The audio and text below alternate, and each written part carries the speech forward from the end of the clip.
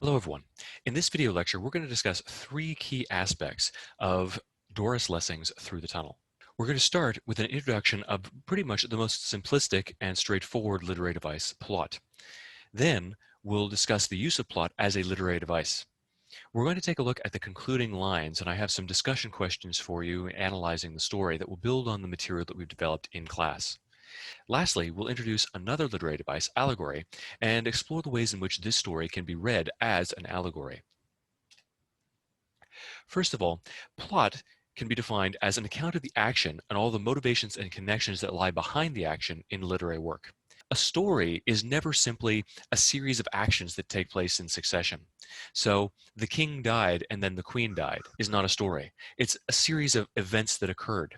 The plot really is the interconnectivity between and the relationship between, the causal relationship between the various different events that transpire in a plot. So you can think of the plot as the connecting tissue that yokes together the bones of the story. The bones themselves are just the events that happen, but the plot is everything that surrounds the bones and turns them into an actual body.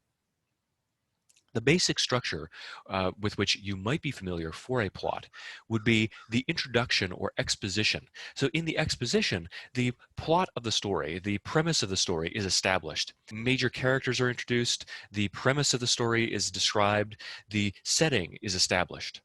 The point of conflict is the moment when something goes awry in the story. There's something wrong with the world or something that is insufficient inside the principal character that the central character recognizes that he or she needs to correct. That conflict or that point of conflict, the issue that is awry in the world or inside the mind or life of the protagonist or inside the society, and the moment when the character begins to recognize that issue is the initiation of the central conflict, the central struggle that the character is going to try to resolve. Over the course of the story, a series of impediments will arise as the central character attempts to address or to resolve the conflict, either by improving something within herself, addressing something that is wrong with the world, or grappling with something within that world. And so a series of different challenges and complicating factors are introduced to this attempt to right the wrong. A series of impediments, be they personal, psychological, external in the form of an adversary, or the such like, are introduced into the story. The climax is that moment in the story when everything comes to a head. The conflict has reached its highest point. The stakes are at their greatest. There's an impending danger that, or the possibility that the character could fail to achieve his objective or her objective, or that she could fail to actually achieve the end that she has sought from that beginning point when the conflict was first introduced. Now, the actions of this point in the work could be physical. It could be a direct physical confrontation with some kind of adversary or foe. It could also be psychological, moral, or personal. Right? The conflict could be entirely within the individual who is struggling with a choice or a decision. That moment when it seems as if he or she could go either way and is at the height of making that actual decision, whether to change for good or for ill, or to take some path in life, or physical when she is fighting a foe. That conflict or climax is when the conflict is at its most tenuous point, when everything stands on that knife's edge and the plot is going to be resolved one way or the other. After that point, there's a kind of falling action. The falling action involves the character essentially helping to resolve events. After the climax, the results of that decision are played out. The conflict itself begins to unravel, and the tension and stakes begin to deflate. Lastly, you have the resolution or the denouement. In this moment in the story, all the loose ends are tied up, all the unanswered questions are resolved, outcomes are revealed, and either a positive conclusion to the conflict and the characters' stories are presented, or a negative resolution or a fraught one that is, in fact, bittersweet and uncertain are presented to us. In a sense, this presents a kind of wrapping up for everything that has been left unresolved in the plot of the play, or story, or film, or the like. Initially, the exposition, the establishment of key plot points, characteristics, characters, premises, and the like for Through the Tunnel would be there's a description of the pathway between the safe beach and the dangerous wild beach that Jerry wants to visit, and the relationship between Jerry and his mother is established through their interactions. The rising action is the building up of tension as Jerry trains for this arduous journey through the tunnel underwater. So his process of training, the steps that he takes in order to address the problems that he encounters. For instance, he realizes that he can't see underwater, and so this proves to be a challenge for him, one that he has to overcome by going to his mother and requesting that she purchase for him goggles, swimming goggles. Likewise, the inability to hold his breath long enough, his physical limitations, and also his fear. All these things are physical and psychological and emotional complicating factors or impediments that prevent him from achieving his goal and resolving the conflict. The climax of this moment, the emotional climax, when Jerry is at the knife's edge of success or failure, would be the actual moment as he struggles through the tunnel, groping blindly along its jagged walls, struggling desperately to get through. The resolution of this, or the falling action, I should say, would be when Jerry, having successfully made it through the tunnel, floats up to the surface and barely clings onto the rock. So we see the events and the effects of his journey on him. And lastly, that conclusion, the resolution that ties up all those loose ends and resolves the impetus, the motivating factor behind the conflict, is when Jerry meets with his mother and realizes that it's no longer of the least importance to go to the wild beach. He doesn't care. He's made it through the tunnel and it no longer matters to him. As we discuss this story and as we build off what we've already established in earlier lectures, this issue of Jerry's decision is going to come to the forefront. What we have presented to us in this story ultimately is a rite of passage. So in order to understand this concept of a rite of passage, what I'd like you to do is pause this video and view the YouTube video link that I have posted in the description here. You'll see a link to a commercial. And I'd like you to watch that commercial through to the end, and then we'll discuss it briefly to introduce this concept of a rite of passage. So, in that video that you watched, you saw a Marine Corps recruitment video with basically mid-90s video game graphics, trying to encourage people to go through, as they called it, a rite of passage into manhood, or in fact, a rite of passage into something beyond that, into this hyper-idealized version of masculinity embodied by the Marine Corps. So you have a rite of passage from normal human being into, as the video itself frames it, some kind of superhuman beyond anything that a normal man could aspire to. The idea of a rite of passage, this process of transition that leads us from one stage of life into another, fundamentally transforming our nature, is what is represented in Through the Tunnel. Arguably, as Jerry goes through this process of traveling through the tunnel, he is undertaking a rite of passage that the other boys that he has seen have also transitioned through. It is a rite of passage that leads him into manhood. A rite of passage consists of a series of 3 positions or 3 points. First, there is separation, which is defined as an abrupt and violent loss of identity or ties to self or old community. So every rite of passage begins with an individual recognizing that they can no longer be a part of the systems that defined them previously. They can no longer occupy the space in society or in a hierarchical group that they once possessed. In this case, in the story here, Jerry attempts to leave his mother behind. He recognizes that he can no longer cling to her. He doesn't belong with that old, soft, safe beach any longer. And yet, he's also not a part of this new community that he wants to enter into. The older boys seem like they accept him for a moment, but when they recognize that he's not truly one of them, they disregard him and cast him to the side. They ignore him as a child that he still remains. So he's separated from both the old community that he no longer belongs to, and he is excluded from the new community that he wishes to join. Then you have a transition period. This is the period in the rite of passage where there's an uncertainty, wherein the person experiences challenges, tests, education, and confusion. He belongs to no group. Jerry is excluded from both positions. He has to live with himself alone as he trains and struggles, strives to become the person that he has to be in order to be accepted into this new group because he's no longer welcome in the old one. So this transitional period is a point of isolation, wherein a character or a person in a real world society finds himself alienated from everything that he knew and from all the places and positions into which he wishes to enter. Finally, the last stage is incorporation. The person is accepted into this new group or gains his new identity. Jerry, here at the end of the story, gains his new manhood or the like. Now, The first question I'd like you to ponder on your own time is this. What rites of passage exist in Canadian culture or in other cultures with which you're familiar? What do you think they say about a culture's values, beliefs, or desires? Think about the underlying values that undergird and support these kinds of rites of passage. What does it say about us and how we view manhood or womanhood, adulthood, or any of the other new communities that we enter into or the new modes of being that we enter into by undertaking these rites of passage?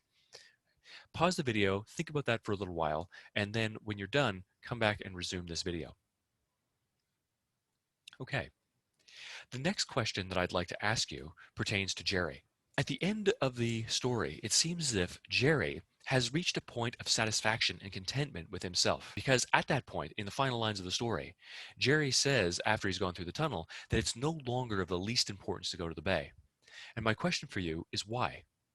Why is it that for Jerry, going to the bay is of no importance? It's been the thing that he wanted from the outset. He wanted to connect with these older boys. He wanted to be recognized by them. But at the end, after he's finally done what is necessary to be accepted by that new community, he's gone through that rite of passage, it's now no longer of any importance. What do you think that is? Pause the video and think about that question for a few minutes. Develop your own response looking at Jerry's character. Think about him as a person, how he's grown, what he's learned, and the like. What motivates him, and now what motivates him at the end. When you're done, return to this video and I'll present my own answer. Okay, so with respect to Jerry's choice here, I would argue that it's reflected in a quotation from C.S. Lewis, the author of the Chronicles of Narnia. Now, C.S. Lewis, as an author of fairy tales, had this to say about the people who would criticize flights of fancy, stories dealing with things like elves and fairies and the like, the classical fairy tales of our youth that are also reflected in the kinds of fantasy works that he would produce as an adult author. He said that when I was 10, I read fairy tales in secret and would have been ashamed if I had been found doing so.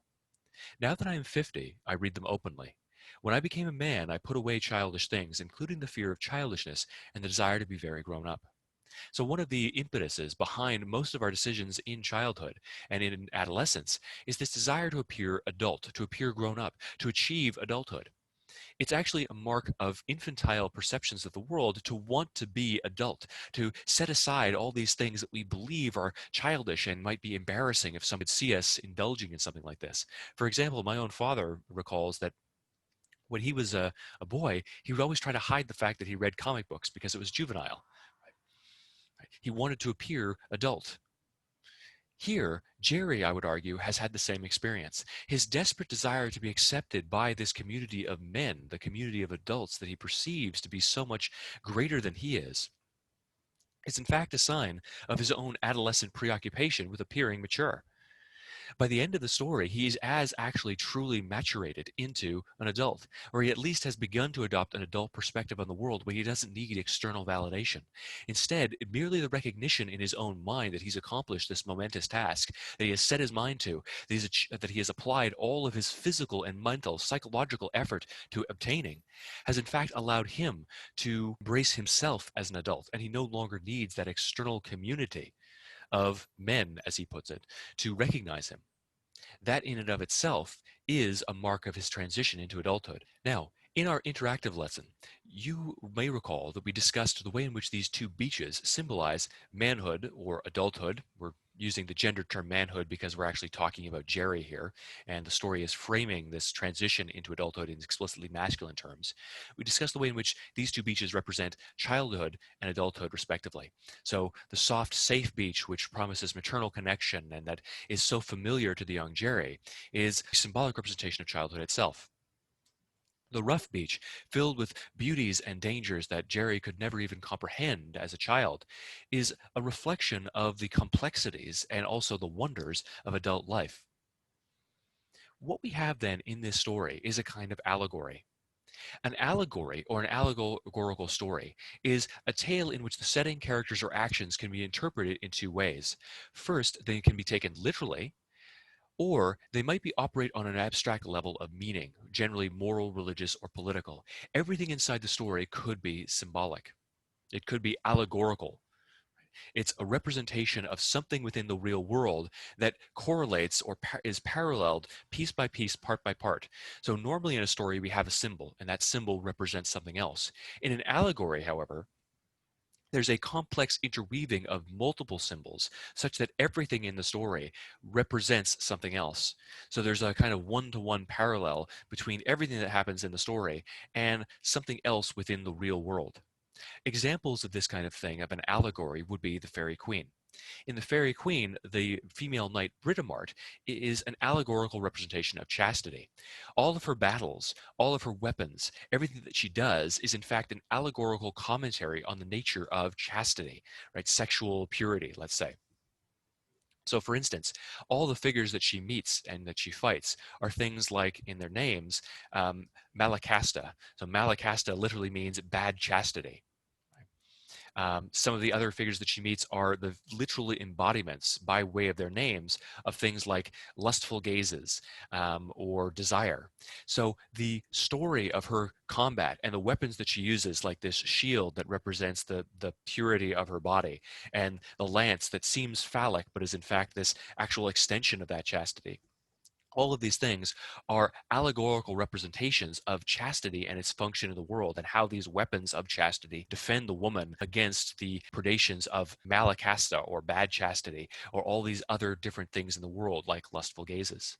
So on the literal level, you have this adventure story about a female knight battling her way through the countryside. In an allegorical reading of the story, when we look at what all these things represent, we have a thematic commentary on the way in which chastity functions in the real world. Chastity as an attribute of women. In this case, because Britomart is a female knight, chastity is explicitly figured in female terms.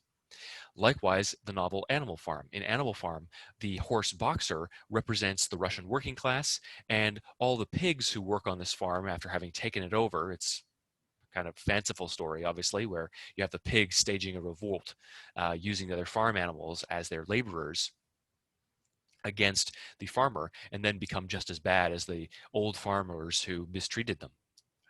So in this story, you have all these characters and all these animals representing certain political figures during the Russian Revolution, the Marxist revolution in Russia. So each character inside the story of the novel actually represents or correlates directly with a character, or actually a real person, in the historical revolution. So it's an allegory for the Russian Revolution. This story, in turn, can be read on a literal level about Jerry, but it can also work on an allegorical level that describes the process of maturation from, well, childhood to adulthood. Jerry doesn't just stand in as a single character. He represents masculinity itself, or all children who have to grow up into adulthood. So he is the boy who must grow into manhood. The soft beach is an allegory. It's a representation for childhood itself, that is defined in turn by safety and connection to the mother. The other boys represent this broader community of society into which all children struggle to enter. In this case, because it is gendered in terms of the story that's being presented, all boys struggle to enter. Then the painful journey, right, the journey through the tunnel, is an allegorical second birth into manhood. On the literal physical level, it's Jerry traveling through this underwater tunnel. But on the level of allegory, it's an expression of how difficult it is for us to go through puberty, for us to mature and transition through all those difficult struggles where we're making choices, learning, like our bodies are strengthening and growing as Jerry strengthens underneath the water and learns how to hold his breath and become more physically adept, puts on new eyes through the lenses of the goggles and sees the world in different ways, appreciating beauties that he never recognized beforehand. All of these things are allegorical representations of what we do as we transition into adulthood. And so this story works on both the literal level, but also on the symbolic, allegorical level, where everything stands in for the process of growing up. So in the next video lecture, we're going to delve into a sample body paragraph describing this process of maturation, how this story works as an allegory, by using the literary device of setting to discuss the development of this theme.